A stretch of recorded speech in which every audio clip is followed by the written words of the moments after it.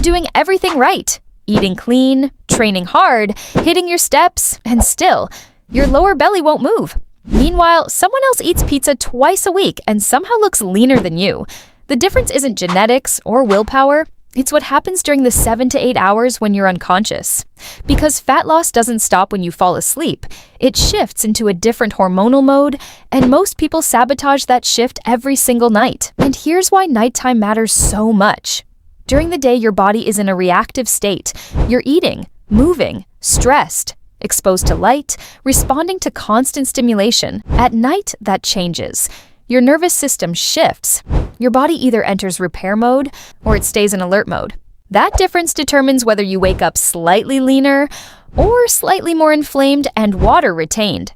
Nighttime isn't passive, it's regulatory.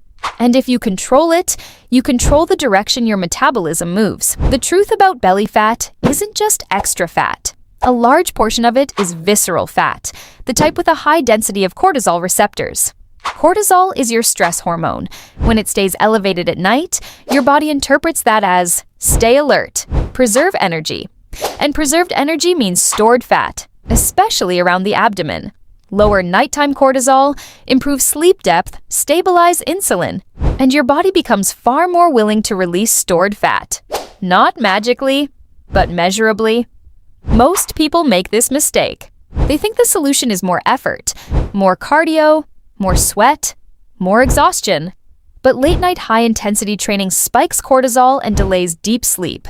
And deep sleep is when growth hormone peaks. Growth hormone supports fat mobilization, muscle repair, metabolic regulation. So the goal isn't to crush yourself before bed, it's hormonal alignment. Here's how you create it. Step 1.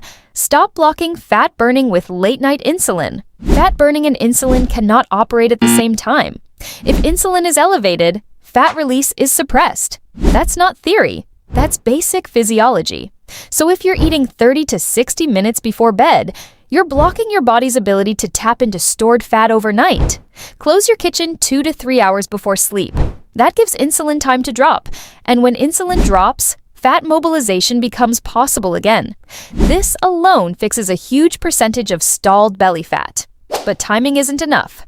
Composition matters too. Step 2. Structure your last meal. Intentionally heavy refined carbs late at night keep insulin elevated longer. That doesn't mean no carbs ever. It means your final meal should be strategic. Prioritize protein, fiber, whole food carbohydrates, moderate portions. Why?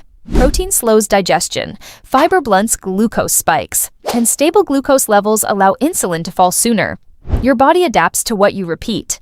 If every night ends in a large, fast-digesting carb spike, you're repeatedly signaling storage mode. Shift the composition, and you shift the hormonal response. This isn't about restriction. It's about timing and control. Step 3. The caffeine cutoff. Most people ignore. There's another silent disruptor most people overlook. Caffeine. Not because caffeine is bad, but because timing matters. Caffeine has a half-life of roughly 5 to 7 hours. That means if you drink coffee at 5 p.m., a significant portion is still active in your system at midnight. You might fall asleep, but your deep sleep can be reduced. And deep sleep is when growth hormone peaks. Less deep sleep means less recovery, less hormonal repair, less efficient fat mobilization overnight.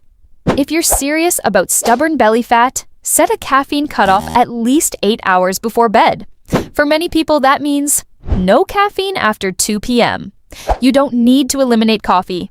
You just need to stop interfering with the hormonal window that happens at night. And caffeine isn't the only thing that interferes with deep sleep. Even if you cut coffee early, your sleep environment still determines whether your body actually enters recovery mode. Step 4. Protect deep sleep. Like it's a fat loss tool. Because it is. Deep sleep is when growth hormone surges. Less deep sleep equals less growth hormone. Now, what destroys deep sleep? Light, overheating, late-night stimulation. So here's the non-negotiable. No phone in bed, no TV glow. Screens off 60 minutes before sleep. Room temperature around 18 to 19 degrees Celsius. 65 to 66 degrees Fahrenheit. Cool, not freezing. Sleeping slightly cooler improves brown fat activity and metabolic flexibility over time. Does that mean you wake up shredded? No, but small metabolic advantages compounded nightly matter, and belly fat responds to consistency, not intensity. Step 5. The 10-minute metabolic night shift routine. Done 60 minutes before bed, not later. This is not about afterburn. Low-intensity circuits don't create massive calorie spikes. What they do create is improved glucose disposal and muscular signaling, without raising cortisol. Round 1 and 2, 20 controlled bodyweight squats. Slow tempo. No rushing, rest 30 seconds. 15 glute bridges. Activate the posterior chain. Large muscle groups improve insulin sensitivity. Rest 30 seconds. 10 slow leg raises. Not for spot fat reduction, that's a myth, but to strengthen deep core stability. Repeat once. You're not exhausting yourself. You're priming your system. Step 6. Accelerate the shift into fat-burning mode. Even with a well-structured final meal, there's still one powerful lever most people ignore: movement. After your final meal, walk for 10 minutes. Not intense, just a calm walk. Here's why this matters. Muscle contraction pulls glucose out of the bloodstream without requiring large amounts of insulin. That means lower insulin faster, earlier transition into fat access mode overnight. This isn't about burning calories. It's about accelerating the hormonal shift from storage to mobilization. Small action, repeated nightly, compounded over months. That's how stubborn belly fat eventually moves. It's that simple, but it works. Why belly fat is the last to go. Here's something important. Belly fat is usually the last to leave, not because your body is broken, but because it's protective tissue. Your body defends it longer. That's why people quit too early. They see face leaner, arms leaner, legs leaner, but the lower abdomen stays, and they assume nothing is working. That's when most people sabotage themselves. Stay consistent. Let the lagging indicator catch up. Let's be clear. None of this overrides a calorie surplus. If you're overeating consistently, no nighttime strategy will fix that. But if your nutrition and training are already decent, this system removes friction. It aligns hormones instead of fighting them. Want to be back down. Within days, better sleep quality. Within 1 to 2 weeks, less bloating, more stable energy, reduced nighttime cravings.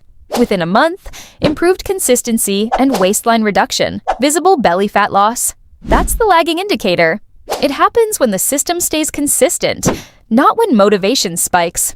Most people will hear this, then scroll until midnight with their room at 23 degrees Celsius snack at 11:30 p.m. and wonder why nothing changes. The difference isn't information, it's implementation. If you're actually trying this tonight, comment night shift. Because your belly fat isn't stubborn. Your nighttime routine just hasn't been working in your favor. Fix the hour before bed. And the next 8 hours start working for you. Every single night.